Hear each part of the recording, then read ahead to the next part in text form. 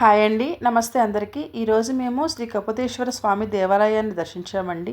మేము మాఘమాసంలో వచ్చి రథసప్తమి రోజు ఈ ఆలయాన్ని దర్శించామండి. ఇక్కడ మీకు కనిపిస్తుందా, మా హస్బెండ్ మా పాప మారేడు దళాన్ని ఈ కోనేరులో వదిలారండి. ఈ రోజున ఈ కోనేరులో ఈ మారేడు దళాన్ని వదిలితే ఇది డైరెక్ట్గా కాశీ వెళ్తుందన్నది ఇక్కడ ప్రత్యేకత అంటండి. ఈ ఆలయం గురించి పూర్తిగా తెలుసుకుందాం. కడలి ఆంధ్రప్రదేశ్లోని తూర్పుగోదావరి జిల్లా రాజోలు మండలంలో ఉందండి. అమలాపురానికి దగ్గరగా ఉంటుంది ఈ ప్లేస్ అనేది.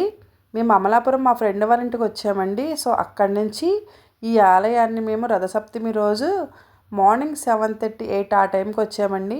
చుట్టూ పంట పొలాల మధ్యలో, అలానే కొబ్బరి చెట్ల మధ్యలో ఈ ఆలయం అనేది ఉందండి. చాలా ప్రశాంతంగా అనిపించింది మాకైతే. చూసారా, పంట పొలాల పక్కనే ఉందండి. శ్రీ కపతేశ్వర స్వామి దేవాలయం శివునికి ప్రసిద్ధి చెందింది. కాశీకి సమానమైన మహిమగల క్షేత్రంగా ఈ క్షేత్రాన్ని చెప్పవచ్చు. కడలి కపతేశ్వర స్వామి ఆలయం విశేషాలు. పురాణ నేపథ్యం. ఒక వేటగాడు శివరాత్రి నాడు ఉపవాసం ఉండి ఆకలితో ఉన్నప్పుడు తనను త్యాగం చేసిన పావురాన్ని శివస్వరూపం చూసి పశ్చాత్తాపడి ఆ పావురాన్ని కాల్చి తినబోగా అగ్నిలో నుంచి శివుడు కపతేశ్వరుడిగా దర్శనమిచ్చాడని ప్రతీతి. ప్రత్యేకత. మాఘమాసంలో ముఖ్యంగా ఆదివారాల్లో ఇక్కడ జరిగే పూజలు చాలా ప్రత్యేకం. ఈ క్షేత్రంలోని శివలింగంపై పడే బిల్వపత్రాలు నీరు నేరుగా కాశీకి వెళ్తాయని ఇక్కడ విశ్వాసం. లోపలికి ఎంటర్ అయ్యామండి. ఎంటర్ అయిన తర్వాత ఇలా చిన్న మండపం ఒకటి ఉంది. ముందుగా మేము డైరెక్ట్గా కోనేరు దగ్గరికి వెళ్ళామండి. ఎందుకంటే మీకు ఆల్రెడీ చెప్పాను కదా, మాఘమాసంలో ఆదివారం, అందులో రథసప్తమి రోజు ఖచ్చితంగా ఇక్కడ మారేడు దళం అంటే బిల్వపత్రం కోనేరులో వేస్తే కాశీకి వెళ్తుందని ఇక్కడ నమ్ముతారండి. మేము అనుకోకుండా రథసప్తమికి ముందు రోజు మా ఫ్రెండ్ వాళ్ళ ఇంటికి వెళ్ళాం. మేము రథసప్తమి రోజు మార్నింగ్ బయలుదేరి ఇక్కడికి వచ్చామండి. సో ముందుగా మా హస్బెండ్ మా పాప ఇద్దరు కలిసి వేశారనమాట. సో నేను వీడియో తీస్తున్నాను. నాకైతే చాలా బాగా అనిపించింది. యాక్చువల్లీ ఈ గుడి గురించి నాకు ముందుగా అయితే తెలియదండి. ఇక్కడికి వచ్చిన తర్వాత తెలిసింది. ఇలా తేలుతూ వెళ్ళిపోతుందంటండి. అన్ని శివుడి గుళ్ళలో ఎక్కువగా మండే వస్తూ ఉంటారు భక్తులు. కానీ ఈ కపతేశ్వర ఆలయంలో మాత్రం ప్రతి ఆదివారం ఉంటారంటండి. అందులో మాఘమాస ఆదివారాలు ఖచ్చితంగా భక్తులు ఎక్కువ మొత్తంలో వస్తూ ఉంటారంటండి. మేము వెళ్ళింది రథసప్తమి అంటే 8 అలా అయిందండి టైము. సో అందు గురించనే కొంచెం ఫ్రీగానే అనిపించింది మాకైతే. ఇక్కడ నిర్మాణం. ఈ ఆలయం ప్రాచీన తెలుగు శిల్పకళ వైభవానికి, కోనసీమ సంస్కృతికి అద్దం పడుతుంది. ఇక్కడ శివుడు పావురం రూపంలో భక్తులను అనుగ్రహిస్తాడు.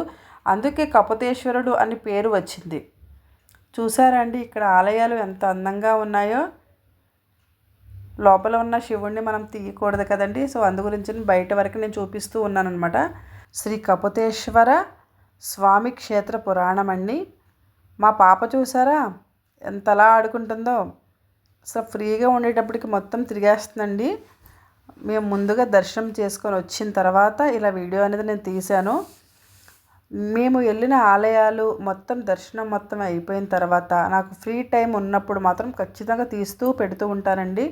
అంటే కొన్ని కొన్ని ఆలయాలు చాలామందికి తెలియదు. సో ఇవన్నీ కూడా తెలపాలన్నది నా ఆలోచన అండి. ఇలా తెలియని వాళ్ళు, నా వీడియో చూసిన వాళ్ళు ఎవరైనా సరే ఒక్కరైనా సరే వెళ్తారు కదండి. అంతే అనుకుంటున్నాను నేనైతే.